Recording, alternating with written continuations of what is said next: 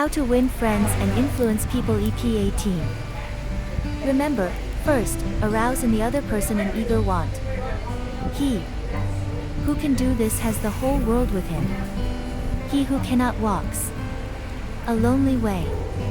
Principle 3, arouse in the other person an eager want. In a nutshell, fundamental techniques in handling people. Principle 1, don't criticize, condemn or complain. Principle 2, give honest and sincere appreciation. Principle 3, arouse in the other person an eager want. Part 2, ways to make people like you. 1, do this and you'll be welcome anywhere. Why read this book to find out how to win friends? Why not study the technique of the greatest winner of friends the world has ever known? Who is he? You may meet him tomorrow coming down the street. When you get within 10 feet of him, he will begin to wag his tail. If you stop and pat him, he will almost jump out of his skin to show you how much he likes you. And you know that behind this show of affection on his part, there are no ulterior motives. He doesn't want to sell you any real estate, and he doesn't want to marry you. Did you ever stop to think that a dog is the only animal that doesn't have to work for a living? A hen has to lay eggs, a cow has to give milk, and a canary has to sing. But a dog makes his living by giving you nothing but love. When I was 5 years old, my father bought a little yellow-haired pup for 50 cents. He was the light and joy of my childhood.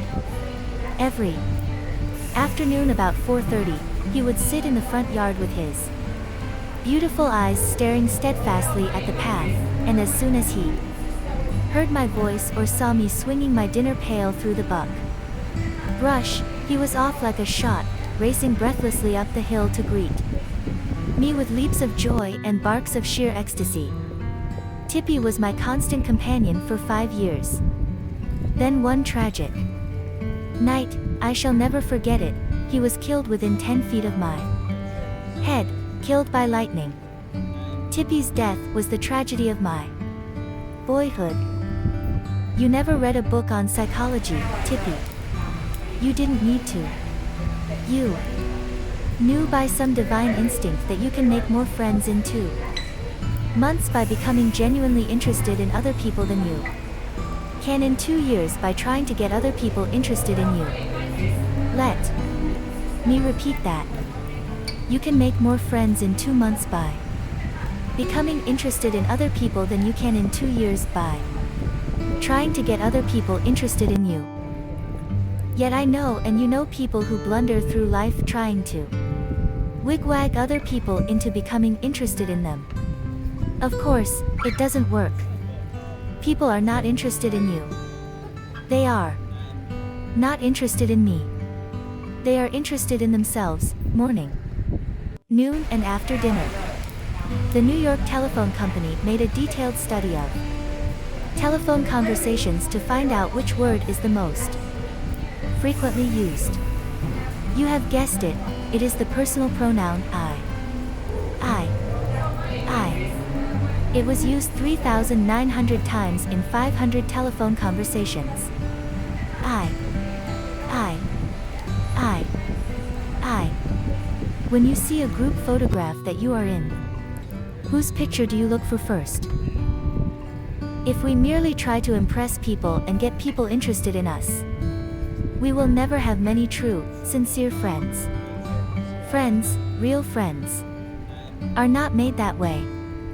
Napoleon tried it, and in his last meeting with Josephine he said, "Josephine, I have been as fortunate as any man ever was on this earth, and yet, at this hour, you are the only person in the world on whom I can rely." And historians doubt whether he could rely even on her. Alfred Adler, the famous Viennese psychologist, wrote a book entitled What Life Should Mean to You. In that book he says, it is the individual who is not interested in his fellow men who has the greatest difficulties in life and provides the greatest injury to others. It is from among such individuals that all human failures spring. You may read scores of erudite tomes on psychology without coming across a statement more significant for you and for me. Adler's statement is so rich with meaning that I am going to repeat it in italics. It is the individual who is not interested in his fellow men who has the greatest difficulties in life and provides the greatest injury to others. It is from among such individuals that all human failures spring. I once took a course in short story writing at New York University. And during that course the editor of a leading magazine talked to our class.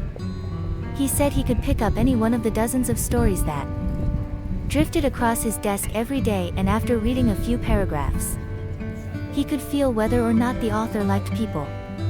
If the author doesn't like people, he said, people won't like his or her stories.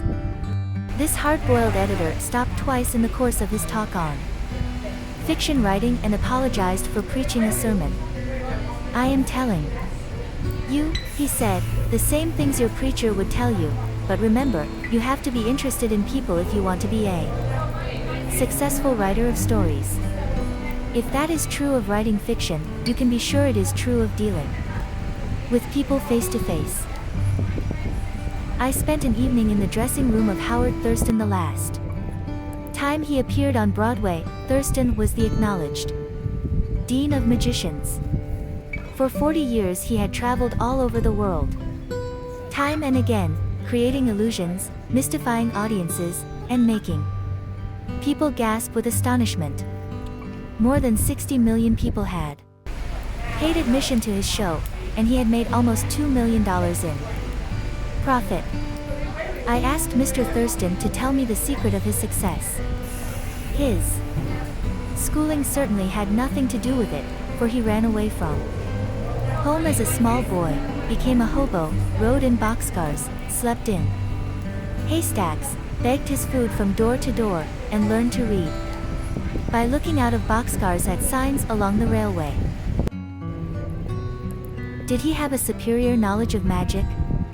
No, he told me. Hundreds of books had been written about legerdemain, and scores of people knew as much about it as he did. But he had two things that the others didn't have. First, he had the ability to put his personality across the footlights.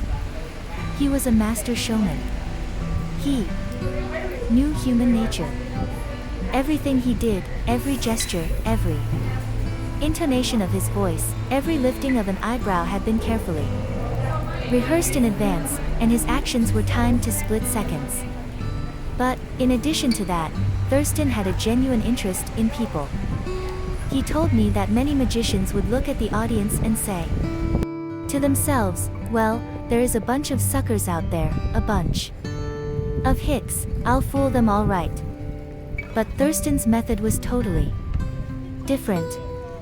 He told me that every time he went on stage he said to himself, I am grateful because these people come to see me, they make it possible for me to make my living in a very agreeable way. I'm going to give them the very best I possibly can. He declared he never stepped in front of the footlights without first saying to himself over and over, I love my audience. I love my audience. Ridiculous? Absurd? You are privileged to think anything you like. I am merely passing it on to you without comment as a recipe used by one of the most famous magicians of all time. George Dyke of North Warren, Pennsylvania, was forced to retire from his service station business after 30 years when a new highway was constructed over the site of his station. It wasn't long before the idle days of retirement began to bore him, so he started filling in his time trying to play music on his old fiddle. Soon he was traveling the area to listen to music and talk with many of the accomplished fiddlers.